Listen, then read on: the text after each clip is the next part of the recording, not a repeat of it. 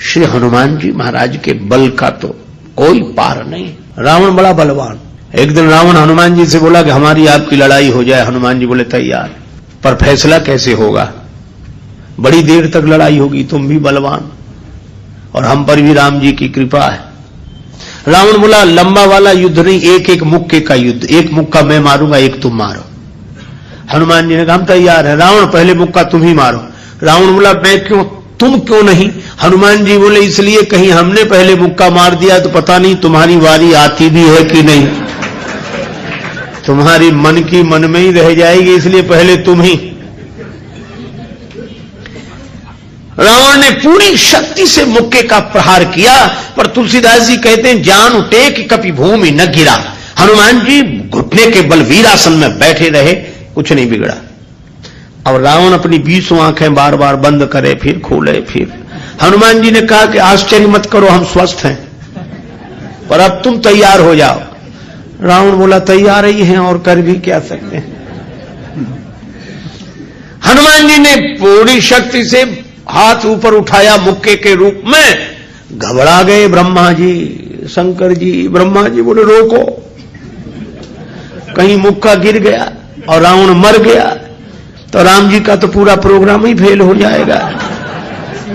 उनकी रामायण पूरी होने दो, तुलसीदास जी की और लीला राम जी की पूरी होने दो। अब हनुमान जी हाथ नीचे करें, आवे ने ऊपर देखा तो ब्रह्मा जी हाथ जोड़े थे कि दया करो। हनुमान जी बोले तो थोड़ा सा स्वाद तो चखा देना चाहिए। तुलसीदास जी कहते हैं कि रावण साधारण वीर नहीं है, जो 10 शीश महीधर ईश को 20 भुजा खुली खेल ने हारो। और उस पर जब हनुमान जी ने प्रहार किया तो सो हनुमान हन्यो मुठिका, तो रावण को ऐसे लगा कि गिरिगो गिरिराज जो गाज को मारे हो, जैसे गिरिराज हिमालय पर वज्रापात हुआ हो। रावण धरती पर गिर गया, मूर्छित रहा बड़ी देर तक। बड़ी देर में आंख खोली तो बोला बड़े बलवान हो। हनुमान जी बोले बल तो इन्होंने देखने नहीं दिया, ब्रह्मा जी और शंकर जी ने। बल तो तब होता जब तुम बताने के लिए बचते ही नहीं। गोस्वामी जी लिखते हैं कपिबल विपुल सराहन लागा। हनुमान जी के बल की सराहना रावण करता है और किसी की नहीं करता। तुलसीदास जी उसी बात को कहते हैं रामदूत अतुलित बलधामा। परिचय रामदूत के रूप में और महिमा अतुलित बलधाम के रूप में।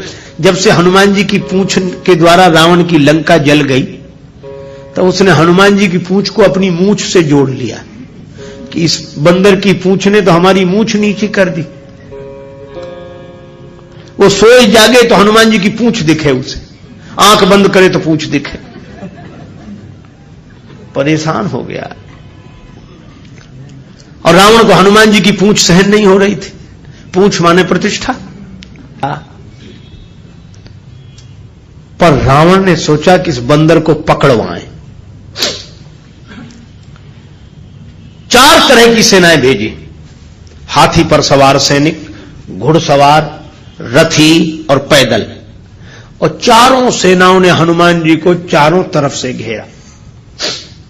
लक्ष्मण जी को चिंता हुई। लक्ष्मण जी बोले प्रभु हनुमान जी अकेले हैं, 4 सेनाएं उन्हें घेर रही हो, गदा भी नहीं लिए हैं हाथ में, आज्ञा हो तो हम चले जाएं। राम जी बोले नहीं जाने की जरूरत है लक्ष्मण, हनुमान जी अकेले ही काफी है। अतुलित बलधामा। अच्छा तो लड़ेंगे कैसे? बोले अभी देखना। और सच में लड़ाई शुरू हुई। चारों सेनाओं ने इकट्ठे होकर आक्रमण किया हनुमान जी को चारों तरफ से घेर कर। पर वाहरे बजरंग बली अतुलित बलधामम। वीर बजरंग बली ने जिस समय छलांग लगाई और ऐसी छलांग लगाई पवन के वेग को लज्जित करते हुए वीर बली बजरंग ने कि हाथी पर पहुंच गए। हाथी पर सवार सैनिक को नीचे गिरा दिया और पलटी खाकर विशाल रूप बनाकर हाथी को ही हाथों में उठा लिया। अब बोलो गदा से तो 2-4 मरते और हाथी जिस पे पटकेंगे 2-4 मरेंगे। और इतनी फुर्ती कि एक हाथ से इसमें हाथी, एक से उसमें हाथी, और दोनों हाथियों को ऐसे जो किया, हाथी सो हाथी मारे। हाथी उठा के हाथी पर पटक दिया। और इतने में घुड़सवार लोग आए तो घोड़ा उठाकर घोड़े पर और रथ उठाकर रथ पर। राम जी कहते वाह हनुमान वाह वाह वाह। 4 जिन सेनाओं से, रथियों से, हाथी पर सवार सैनिकों से, घुड़सवार सैनिकों से अकेले लड़ रहे हैं, लक्ष्मण जी बोले कमाल कर रहे हैं हनुमान जी, 3-3 सेनाओं से हाथी को समाप्त कर देते हैं, दोनों मरते हैं। रथ जिस रथ पे पटके दोनों खराब, घोड़ा घोड़े पर पटके दोनों मर गए। लक्ष्मण जी बोले कमाल कर रहे हैं हनुमान जी। तुलसीदास जी बोले अतुलित बलधाम है। राम जी बोले लक्ष्मण और एक बात तो देखो, ये तो आगे का कमाल है, पीछे तो देखो। पीछे क्या? बोले पीछे पूंछ अपना कमाल कर रही, जो चक्कर में पड़ा लपेटा पटका साफ किया, फिर दूसरे के लिए तैयार। और पूंछ की लंबाई निश्चित हो तो आदमी सोचे कि इस एरिया मत जाना, खतरा है, पर ये पूंछ बढ़ भी जाए और घट भी जाए। कवितावली में रावण सोच रहा था सेनाएं इकट्ठी गई है तो बंदर को पकड़ के लाएंगी, एक बंदर 4 सेनाएं। न तो सेनाएं लौटी, संवाददाता लौटे, समाचार देने वाले। रावण ने कहा बंदर कहां है? संवाद देने वाले बोले बंदर तो वहीं। सेनाएं कहां? बोले साफ मर गई सेनाएं। हां, क्यों? कहा कि महाराज उस बंदर के सामने टिकना मुश्किल है, जो सामने गए टिके ही नहीं, जाते ही साफ हो गए। रावण बोला वो ना समझ थे जो सामने गए, सामने अगर नहीं टिक रहे थे तो पीछे से वार करते, चोर हमला करते, पीछे से पकड़ते।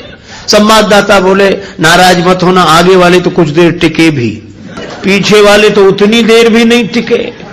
कहा पीछे क्या गड़बड़ी होती थी? बोले पूंछ में लपेट कर। रावण बोला चुप, फिर वही पूंछ, मेरे सामने पूंछ का नाम मत लो। संवाददाता बोले नहीं ले रहे। रावण ने सोचा कि इस बार हम भेजेंगे, अमर सेना भेजेंगे। कवितावली में वर्णन है मरने वाली सेना नहीं, अमर सेना, मरेगी नहीं। राम जी के दल में गुप्तचरों से समाचार पहुंचा कि अमर सेना आ रही है। विभीषण जी बड़े चिंतित हुए, राम जी चिंतित हुए, अमर हैं तो मरेंगे नहीं। और राम जी बोले हमारी प्रतिज्ञा कैसे पूरी होगी? निश्चरहीन करऊं मही, और ये है अमर। हनुमान जी को पता लगा। हनुमान जी बोले प्रभु चिंता मत करो, दास को आज्ञा दो, कल एक नहीं बचेगा। तो बोले अमर हैं, उन्हें मारोगे कैसे? वे अमर हैं। हनुमान जी बोले हम भी अमर हैं। राम जी बोले उन्हें ब्रह्मा जी ने वरदान दिया है कि तुम अमर रहो। हनुमान जी बोले हमें हमारी जानकी माता ने कहा अजर अमर गुण निधि सुत हो। जानकी माता का आशीर्वाद है, हम भी अमर है। लक्ष्मण जी बोले प्रभु इन्हीं को भेजो, ये अमर अमर की लड़ाई ठीक रहेगी। दूसरे दिन आई अमर सेना, हनुमान जी लड़े ही नहीं उनसे। सामने गए, किसी ने हनुमान जी से कहा लड़ते क्यों नहीं, अमर सैनिक सामने खड़े। हनुमान जी बोले पहले से पता है कि इन्हें मरना नहीं है, तो जिन्हें मरना ही नहीं है उनसे लड़ने से क्या फायदा, तो कुछ तो करो। हाँ कुछ करते। और हनुमान जी ने क्या किया? कवितावली में वर्णन है। हनुमान जी के दाव में पड़े, हनुमान जी ने बड़ी लंबी पूंछ बढ़ाई पूंछ और सबको इकट्ठे ही लपेटा, लूम लपेट, और पूंछ में लपेट कर आकाश निहारी के अमर थे, बड़े घबरा गए। मरने वाले से जो नहीं मरते उन्हें ज्यादा चिंता होती, मरने वाला तो ये सोचकर निश्चिंत हो जाता कि ज्यादा से ज्यादा मरेंगे और क्या होगा, पर ये अमर थे, ये सोच रहे थे मरेंगे नहीं, पता नहीं कहां जा रहे हैं और कितने ऊपर से गिरेंगे, मरेंगे नहीं, इसलिए ज्यादा चिंता है। और हनुमान जी अतुलित बलधाम में ऐसी शक्ति से फेंका, चिंता से उनके शरीर सूख गए।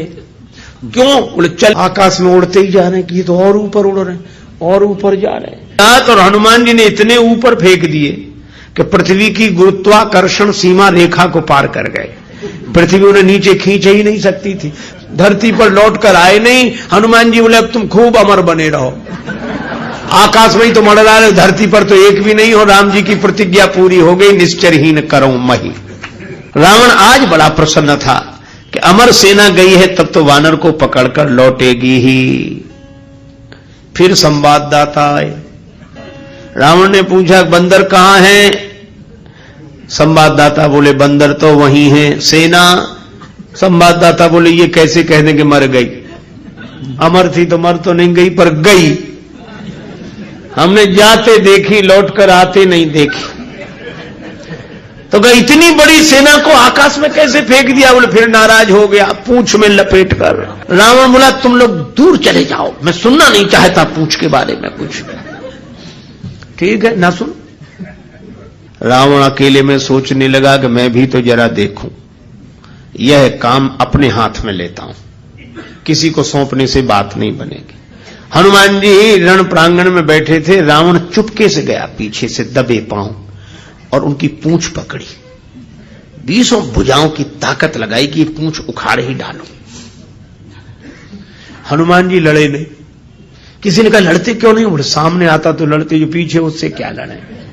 तो कहा कुछ तो करो। रावण सोच रहा था कि हनुमान जी मुड़ेंगे और हमसे भिड़ेंगे, पर हनुमान जी न भिड़े न मुड़े, उड़े। ये तो उसको कल्पना नहीं थी कि ऐसा भी हो सकता है। उड़े उड़े बजरंग बली, और ऐसे उड़े। रावण पूंछ पकड़े था, जल्दी जल्दी में छोड़ नहीं सका, कल्पना होती तो छोड़ देता। और रावण पूंछ पकड़े था, हनुमान जी उड़े तो रावण भी लटक गया। पहले पूंछ छोड़ नहीं रहा था, अब छोड़ सकता नहीं था, अब तो पूंछ ही आधार था। हनुमान जी उड़ते ही जाए, उड़ते ही जाए। अब रावण ही कह रहा था कि हे शंकर भगवान, ये पूंछ कहीं टूट न जावे या हमारे हाथ से छूट न जावे, नहीं हम तो कहीं के नहीं रहे, न धरती के न आसमान के। तुलसीदास जी बोले, रावण जिनके चरण पकड़ने चाहिए उन संतों की प्रतिष्ठा की पूंछ उखाड़ने की कोशिश करोगे तो कहीं के नहीं रहोगे, न धरती के न आसमान के। एक सज्जन एक महात्मा के पास गए, बोले महाराज ऐसा लगता है कि आपके भगवान में कुछ अकल कम है। महात्मा बोले अहो भाग्य जो तुम्हारा दर्शन हुआ। कम सही है तो, कम सही है तो, हम तो मानते थे है ही नहीं। वो आदमी बोला आप संत होकर कैसी बात करते हो कि भगवान में अकल है ही नहीं। महात्मा हंसकर बोले कि उनमें थोड़ी बहुत भी अकल होती तो तुम जैसे कम अकल पैदा ही काहे को करता है जो आशिक कम अकल कहने पर। लेकिन भगवान भी इन अभिमानियों का ऐसा इलाज करते। एक आदमी ने अपने मित्र से कहा कि चलो एक नया विषय शोध करेंगे। अच्छा क्या? इस दुनिया को बनाने में भगवान ने कितनी गलतियां की हैं, अपनी गलती आज तक मिली नहीं, भगवान की गलतियां। मित्र ने कहा वाह यह तो बड़ा मौलिक विषय रहेगा, इस पर तो आज तक किसी ने चिंतन किया नहीं, शोध नहीं किया। बहुत मूल्यवान कृति होगी है आपकी शोध की, शोध प्रबंध। चलो कलम कागज ले लिए, मित्र लिखे वो गलती बताए। हर जगह देखे भगवान ये गड़बड़ी कर दी भगवान ने। क्या? एक गांव में गए तो छप्पर नुमा मकान था, उस पर कद्दू के काशी फल बड़े बड़े कद्दू लगे हुए और बेल दुबली पतली चौड़े पत्ते। बोले लिखो परमात्मा की गलती नंबर 1, नोट करो। इतनी दुबली पतली नाजुक सी बेल, इसमें इतने बड़े बड़े फल हैं, इससे समझ में आया वो बेअकल है। छोटे छोटे फल लगाने थे, बेल जितना सहन कर सके इतना बड़ा फल लगा दिया। मित्र ने कहा वाह कमाल कर दिया, क्या सोच है। नोट कर लिया। कुछ दिन बाद फिर घूमते हुए निकले से एक बगीचे में पड़े थे आम के पेड़, आराम करने से ऐसे सो गए। ऊपर देखा कच्चे हरे रंग के आम लगे थे। अरे बोले देखो परमात्मा की गलती नंबर 2। इतना बड़ा विशाल वृक्ष और इसमें इतने छोटे छोटे फल हैं, इससे समझ में आया को बेअकल है। देखो मित्र ने कहा वाह यह भी बिल्कुल बिल्कुल। बोले कद्दू जैसे फल लगाता इसमें, छोटे छोटे फल उसमें लगाता। मित्र ने नोट। अब देख रहे थे ऐसे, भगवान ने भी सोचा कि इसको जरा समझा दें। तब तक ऐसी हवा का झोंका आया, एक आम का फल टूट कर गिरा और उसकी नाक पे, नाक जैसा नाजुक अंग, और आम का कच्चा फल पत्थर जैसा कठोर। और आज के जमाने का आदमी उससे आम की चोट बर्दाश्त नहीं होती तो खास चोट क्या बर्दाश्त हो सकेगी। इतने में ही तो मूर्छित हो गया वो, गिरा आम। अब मित्र का कलम कागज छूट गया, पंखा का हवा करने लगा। बोला डॉक्टर को बुलाएं, वैद्य को बुलाएं, कि हकीम को बुलाएं, कि हवा करते रहें, कि पानी पिलाएं। वो आदमी बोला कुछ मत करो, पहले दोनों गलतियां काट दो, एक भी नहीं है। क्यों? बोले भगवान ने अच्छा किया कि इतने बड़े बड़े फल नहीं लगाए इस पेड़ में, नहीं इतने से फल ने तो अधमरा कर दिया, ऊपर से उतना बड़ा फल गिरता तो मामला ही साफ हो जाता। भगवान मानने को तैयार नहीं भगवान पर। तो अभिमानी से बड़ा कोई अनाथ नहीं होता जो भगवान को न माने। और इसलिए रामचरितमानस में 2 अनाथ हैं इस दृष्टि से। विश्वामित्र जी बोले एक हम, दूसरा बाली। और बाली ने भी यही कहा था कि जो कदाचि मोहि मारी हैं तो पुण्य हो सनाथ। अभी तक तो मैंने किसी को नाथ माना नहीं, पर राम जी बाण मारेंगे तो मैं सनाथ हो जाऊंगा। सनाथ कैसे हो जाओगे?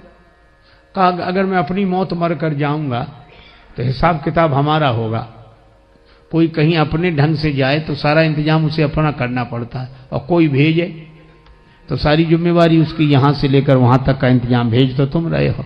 बाली ने कहा कि जिंदगी भर भगवान को माना नहीं, ऐसे मरूंगा तो अनाथ होकर जाऊंगा, और राम जी बाण मारकर भेजेंगे तो जिम्मेवारी उनकी रहेगी, मैं सनाथ हो जाऊंगा।